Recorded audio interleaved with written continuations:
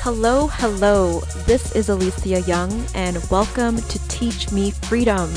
This podcast is about learning how to live a freer life from authors, entrepreneurs, and experts, those who have done it and who teach others how to do it as well, and what it feels like while applying those methods to our lives along the way.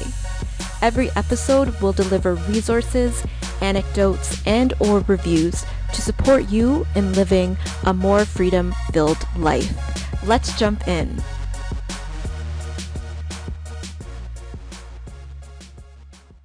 Happy early Valentine's Day, Freedom Finders. Wishing you and your family and friends lots of love now and also throughout the year. We have made it to the end of season 2, Grow Up and Raise Your Career IQ, but this season will be continuing in the future. That's the intention for it. It just felt like right now would be a good time to take a pause and go into some other subject matter and then return to this a little bit later. In this episode, I'll be sharing some lessons that I learned from speaking with the guests on the show and from the books that were read, but also want to emphasize that with every guest and with every book which was read, I took away so many lessons. But of course, I don't want this to go on forever. And I know that some of the lessons I take away may differ from the lessons that you take away. So I just wanted this to be an opportunity to start the reflection process and encourage you to go back and think about what did you learn from each of those episodes or the ones that you listened to. And perhaps maybe there are some that you didn't get a chance to listen to, and hopefully you'll be encouraged to set aside some time and check those ones out. The first lesson comes from Jeff Smith, also known as the KPI guy, and he talked about the importance of KPIs, which are key performance indicators, and tracking them and identifying which ones are correct. As mentioned in the part 2 episode, Jeff and I are still working on landing in time for us to record the episode, the 11 Steps to Success. So as soon as we're able to do that, I'll let you know an update and then you can listen and check that out. And please remember to reach out to Jeff if there's any specific questions that you had from the part 2 or part 1 episode that we did do. And he'll be happy to address that on the next episode that we record together. A top lesson gained from the conversation with Jeff is to measure appropriately when it comes to key performance indicators. A question that he addressed, which was one that I was trying to ask in a very long-winded way, is what is just a standard set of key performance indicators that we can apply to overall to anything? And he shared that KPIs don't work like that. We have to make them specific to the scenario, to the environment, and what the goals are. And he also shared that it's likely that key performance indicators are going to change. This is actually one of my favorite aspects of working with clients when working on addressing their goals and getting an understanding of what will achieving success with this goal look like for you, so that we can break it down further and make sure that we are tracking the appropriate markers. And just before preparing for this episode, I was going through my planner and revisiting my big picture. So these were discussed in an earlier episode with Dave Ruel, the founder of Ethic. So Dave was interviewed in an earlier episode on the podcast, and I use the planners, the Ethic planners, daily. And I was just taking a look at some that I had from the year 2021 and then visiting the first one for 2022, since we're still in the first 90 days of the year. And even looking at the 6 key objectives that I laid out for 2021, they changed throughout the year. And even the top 3 objectives that I was trying to achieve in alignment with the overall big picture of the year, those changed throughout the year of 2021. And even now they're very different from 2022. And I attribute that to life experience that's happened over the last year and the books that I've been reading, how they've been shifting my mind. different interactions that I've been having with people and how I've been changing internally. So it's been a good reminder when it comes to key performance indicators for us to really be keen on what it is that we're measuring, along with what importance it holds to us. This also reminds me of that talk by Simon Sinek of the why, knowing your why. And I feel like when it comes to personal development and goal setting and productivity, it all stems out of that. That's what drives the energy to even do the things that need to be done. And so I felt that the key performance indicators episode set the tone off in a great way for the season, because then we looked into growing up internally, like maturing as people, and also looking at developing our careers, whether it is corporate or traditional career paths, or even through entrepreneurship. Either direction that we take, key performance indicators will change. As I shared in the episode, I was very career driven previously, like hugely academic. And I've noticed that has been changing over the years. And it's so interesting because it's just really cool to see how we change over time, and things that were so incredibly important to us before start to change. And it's like, where did that passion and intensity for what we were working on before, how did that change? What changed about it? And so it's really cool to see how our measurements of what's important to us and measurements of success can change over time. So something I really encourage you to think about and even write down is, what are you working towards and why? And what are the key performance indicators that you're currently working with to measure if you're on track or not? And continue to monitor those every quarter, every year, and feel free to share how you find that changing and what do you feel is influencing those changes. Lesson number 2 is inspired by Dave Rico, and he's the author of many books, one including How to Be an Adult. And he has so many other books that I'm looking forward to reading. I encourage you to check out his list of authorship. It's so impressive, and I'm pretty sure we'll talk about at least one of those other books in a future episode on this podcast or on my other podcast, which fingers crossed will be launching later this year, for my business Eat and Live Free, which is more focused and geared on food freedom and our relationship with food. The topic which really I find myself even thinking about it now is of assertiveness. And Dave is so wonderful to talk to, and he did such a great thorough job of expressing assertiveness, really letting the world know that you deserve to be here, and being clear about who you are and what you want, and expressing your needs, taking responsibility for the shape that your life has taken, and letting go of a lot of concerns.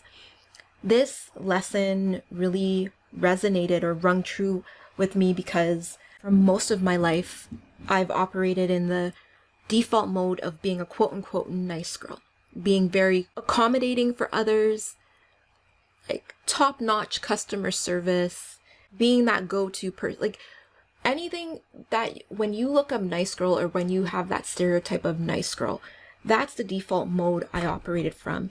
And I've realized that it has it's positively impacted a lot of my relationships, but it's negatively impacted my life when putting it in the context of grow up and raise your career IQ. I realize that it's a kind of a childish way to be operating because it's very fearful based way of operating, and the nice girl way of being is very, very girly, very childish. And I can see the result in my life from the roles that I've had, from not being taken seriously, from my inability to step up in certain circumstances. After we had the conversation, I was reflecting more on it, and I realized that being a quote-unquote nice girl has led to a lot of anger and resentment in my life, because I look at what my life has become right now, and a lot of great things in my life, but the things that could be different, I attribute to the nice girl way of being. And it's not healthy, because then it leads to other things. To continue to operate in that mode and put that mask on the way that I deal, and of course you can learn more from the eat and live free side of things, but the way I would deal is through food, through hiding binge eating. I went through a few bouts of depression. I've had ongoing anxiety, but have been able to manage these things. And it's just been, I'm not sure where I'm going with this, to be honest with you, but it's just really cool to see how all of this is connected, because when you learn to address this inability to be assertive and being over obliging because you're told this is what it is to be, what you'll need to do to be successful, or you just have to make sacrifices sometimes, but looking at the cost that it has for you, it spans out in so many different ways. So that book, How to Be an Adult, that conversation with Dave had a very big impact on me, because it's gotten me to really look at different areas of my life that I'd like to improve on, and I actually wrote them out, and how to now work on addressing them. So one of those I think may come up in a future season is the shadow, and also addressing emotional wounds, because a lot of times we just become so accustomed to functioning with them that it becomes part of our subconscious, and we don't know other ways to function and operate. So the biggest lesson here is to continue to grow and evolve out of that nice girl body into a strong woman. One of the biggest compliments that I've received from a client is she said that I have a tall person personality. And then something else is that one of my friends, he'll call me boss. Somebody that I work with, he calls me boss. And I love it. That's what I want people to see from me. I don't want them to see this docile, shy, somebody who's always hiding. I want them to see somebody who's able to speak up and is confident in their decisions, even though their decisions may not always go as they'd like. And knowing that there's going to be consequences for actions sometimes, but there's also consequences for inaction, and there's personal consequences for not rising up to your potential. So a lot of mishmash there. I wanted it to be clearer, but sometimes it's just not going to be that way. Lesson number 3 is inspired by our conversation with Dr. Donald Asher, author of Who Gets Promoted, Who Doesn't, and Why, along with many other books, and providing support for those of us navigating the entrepreneurial space and corporate space. This interview was so much fun, and Dr. Donald Asher has so much energy, like you can just feel it. And what really stood out to me was when he was talking about a situation where him and his wife were raising their child, and at the time their child was a baby. So of course babies get sick, and young children can get sick so often as they're developing their immune system. So the first time his wife stayed and took care of the child, but then the second time she was like, well, no, you can stay and take care of the child, because I still have things I need to do. And I loved that story, because even though his wife at the time was a teacher and he an entrepreneur, and him making more money for his time at the time, I loved the whole idea that, well, I shouldn't have to sacrifice my career and my growth, because this child is both our child. And of course every relationship can have their preferred dynamic of doing that, but I really enjoyed hearing that story, because that's honestly one of my fears of getting married and having children, is that I'm just gonna have to be sacrificing everything for the child. And I remember years and years and years ago, I was thinking about, when I was in school, I was thinking about, what do I really want out of life? What would I love? And at one point, I really wanted to be a stay-at-home mom. I just wanted to stay at home, cook for the family, raise the kids, be the one to bring them everywhere. I really love that idea. And I'm not saying that there's anything wrong with that, because I strongly feel that stay-at-home moms are drastically underpaid for the services they do deliver. Like, they're saving the family so much, but if they were to be paid in dollar figures, they would not be getting what they deserve. And I feel like when women return to work for the skill set that they have, they're grossly underpaid, just because they've been out of the market for a while. And of course he talks about ways to combat that, to be able to still have one's earning potential increase or at least stay where it is. But it was really encouraging to hear that story. It really set the tone for what I'm looking for in my relationship, to make sure that I am with somebody who sees value in my career and is not just expecting me to be somebody to take care of them and support their career, and I have to make all these sacrifices where it's unbalanced. Because for me, that would become burdensome. It helped me to feel encouraged that even though I'm undecided about whether or not to have children, that it is possible to have children and still develop your career and still have a supportive and loving relationship with your spouse where both people are thriving. Maybe there's going to be some logistics that need to be reworked in that scenario, with timing of when everybody goes out about achieving their goals, and maybe some restructuring of goals. But it was very encouraging. Once again, emphasizing that I know that this is different for different relationships. Like, some relationships prefer it to be one way versus another, and that works for them. But it was good for me because I know that I don't see my future going that way.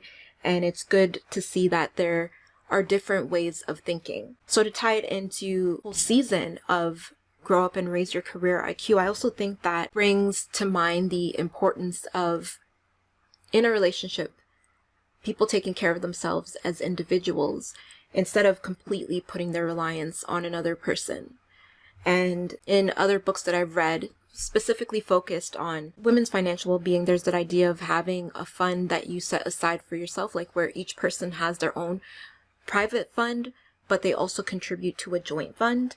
And then in terms of career, having what they call an FU fund, which is a fund that you have so that if you're in a position with your job where it's just you're not being treated fairly, you're not being respected, you're being overlooked, you haven't found another good fit as yet, you can just have your mic drop moment and be like, you know what, I'm out of here, because you don't have to stay and continue to deal with that because you have something to protect you while you're looking for something else. So this conversation with Dr. Dawn got me thinking about all those things, like having a relationship with a supportive partner who is strong in themselves and also strong in supporting that you are a strong person too, and you have your goals and ambitions, and is open to sharing the workload that comes with a partnership and with expanding that if that's the choice, and also protecting oneself within relationships but also within one's work environment, etc. Now let's go into lesson 4,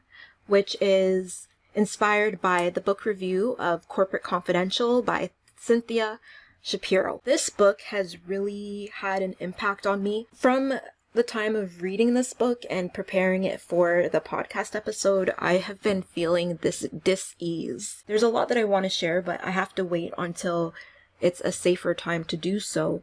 But it's been very impactful on my perspective of the corporate structure. And as a person, I don't thrive in worlds of secrecy, of worlds where you have to be overly attentive to what's happening and trying to mind read, and fierce competition, and having to create a false identity just to get through the day. This book really got me realizing that, and questioning how well I'm personally suited for the corporate world. And I really think that I may be better suited for the gig economy, and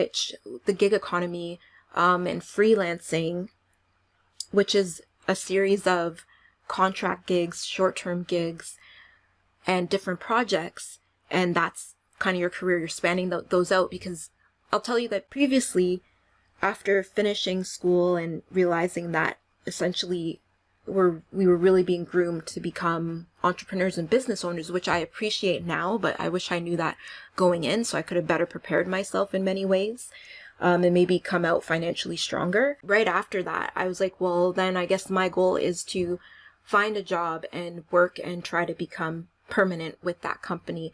And I've realized that it's not always a good fit, and it won't always continue to be a good fit. So, and now when I see the word permanent, all I associate that with is, okay, you're more likely to get benefits, but I don't see being in a place of having a permanent role, of being very secure, as I used to see it before. Part of this podcast in terms of Teach Me Freedom is trying to find what is a better fit for you, what's most aligned with your soul. What is a better fit for you so that you can feel like you're living a freer life? Of course, we're always going to have restrictions on our lives, and we're going to have obstacles placed on us, and we won't be able to do everything that we want to do at every single time. But I do believe that we do have opportunities to explore what are better fits for us and to do our best to shape our lives so that we have more of that in it. When I think back to the times in my life when I was really struggling with binge eating disorder and when going through mental health concerns of anxiety and depression, a big part of that was the environments that I was in, but also inability to cope very well. And so with thinking of the corporate career structure, I was trying to think, what is it about the corporate career structure which is kind of off-putting?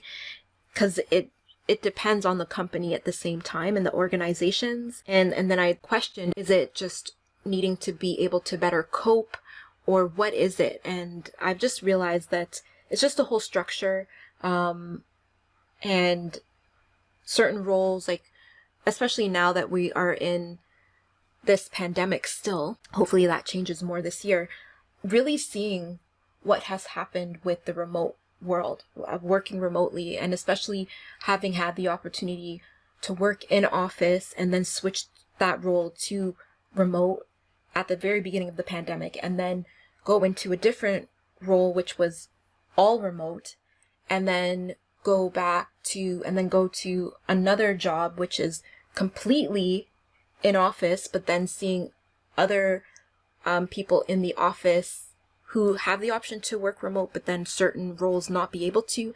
It just got me really looking at the corporate structure and decisions that are made, and levels of unfairness, levels of imbalance, and looking at the pace that certain things may take place in, and just looking at so many decisions that are made behind the scenes without people's awareness, and that secrecy and that unfairness is just something that just really does not sit well with me. So all that to say that this book has really impacted me and my perspective, and we're going to talk about this more in a future season related to career after we, in the future is the intention. But this book really, really struck a chord with me. Now, to not make it about me anymore, even though these are lessons that I took away from it, I really encourage you, with any of the episodes that you've checked out, please feel free to share what you've really taken away from it and what kind of actions it's inspiring you to take in your life, and what decisions or what things have you been reflecting on as a result of listening to the episodes or reading the books. And please always remember that if you're seeking any support in terms of needing somebody to listen and bounce your ideas off of, you can always feel free to reach out to me at teachmefreedom2020@gmail.com, and I'll be happy to discuss that with you further. All right, now let's go on to lesson number 5, which is inspired by our conversation with Gabriella Castellano, author of Introverts Leverage Your Strengths for an Effective Job Search, and many other titles. And again, I was really connected to Gabriella's work because she focuses on empowering introverts, but also empowering extroverts, ambiverts to know more about each other and how to communicate better with each other and how to operate cohesively in the world together. The lesson that really came from our conversation is that of mindset, and Gabriella shared that's one of her favorite topics to talk about, and she shared some content as well where she goes deeper into that. And when we were speaking, a saying came through in my mind, which is, who are you allowing to live rent-free in your head? Is it people who have said positive things to you? Is it people who have said negative things to you, who are overly critical to you? And she was talking about how we really need to get these voices in check when we are trying to achieve our goals, especially if it comes to the root of entrepreneurship. What she said really had an impact because our thoughts are connected to our feelings, and those are also connected to our behaviors and actions. It's been a while since I've taken some time to actually sit down and pay attention to the thoughts that are going through my head throughout the day, especially because so many of them, they're so quick that they pass. And I don't know, I may have them over and over and over again. So it's been really helpful to have that reminder of paying attention to the voices that we have and taking an ownership in the things that we tell ourselves and being a positive cheerleader for ourselves. We can have so many people who are rooting for us, but we can also have a lot of people who are not rooting for us. And so it's our responsibility to not give all the power to the voices that are just going to pass by without effort. This has also been influential when thinking about what I shared with you on the previous lesson of really trying to figure out what way to go. At the beginning of the season, I shared with you that I'm kind of dabbling in working in corporate and building my business on the side. And I can tell you, I never feel like I'm doing anything properly. I always feel like I'm tired and that I need to do better self-care, and I feel like I need to put more attention onto certain aspects of my business, but then I've committed to a certain set of hours at my job, and I've committed to performing, I've committed to the commuting, and then all these different commitments that have been taken on. I find myself having different voices depending on the environment I'm in. Like when I'm working on this podcast, I think to myself, who is going to listen to this? Who will benefit from this? And then when I think about being at work, it's like, am I performing highly enough? Like, what are they thinking? Are they planning to let me go anytime soon? Are they planning, like, all these thoughts? And, with commuting, how long will this commute be for? Because it's not healthy. I should have gone to bed earlier last night. Like, just taking you through some of the things, just some of the few thoughts that circulate in my mind kind of on a daily basis. But we really do need to take more responsibility for the thoughts that are going through our head, especially because, as you know, it's definitely connected to our mental health, to anxiety, to depression, and my focus on binge eating. So it's been a good reminder of whatever it is that we are trying to achieve in our life and in the different aspects of our life, whether it be our career, our relationships, our finances, our spirituality. It's connected to what we think, and that's connected to how we feel about those things. And if we are going to take action, or if we are going to choose to do something else which is not aligned with the things that we need to be doing to keep ourselves healthy and to get ourselves in line with the direction that we see our lives going in. Lesson number 6 is inspired by our conversation with Trina L. Martin, and she's the author of From a Mess to Amazing. Before sharing the lesson, there are so many things that we have talked about on the episode with Trina, which is going to be the inspiration for some future topic ideas. But we'll share more when it comes to that point in time. But the lesson itself was really to do our part, but that we also need to rely on support in other means. And this brings the question, when you are going through life, what is your anchor?